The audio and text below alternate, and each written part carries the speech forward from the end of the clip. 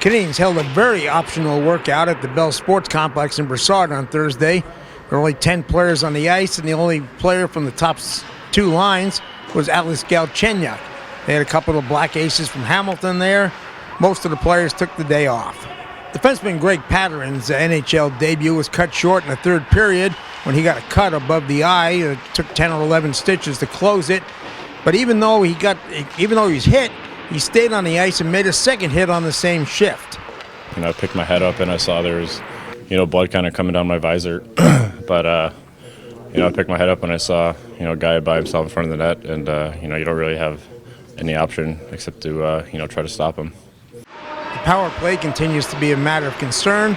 Canadiens are 1 for 16 in the 4 games played so far in this series.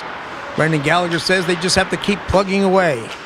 In a game like I mentioned where it's tough to come by goals, the power play can be huge, and we weren't good enough last night. We know that, but we'll look at the video and we're going to be better for next game. Yeah, I think you can lay it all facets. I think entries could be a little smoother. I think when we set up, it's a little bit of execution both ways, and just finding the right play. I think at times we maybe rush it, and once we do finally get set up, you take the first thing that's there instead of just waiting for the more higher percentage play. And it's all about production and creating momentum, especially this time of the year. You just want to create positive momentum, and I think that's what we did do a very good job of. It kind of killed the flow of the game, and like I said, just wasn't very good last night. There have been some suggestions that the Canadiens could use a more offensive lineup, putting Pierre Obendrauf or Sergei Gonchar into the mix, but Michel Therrien says he's happy with the players he has on the ice right now.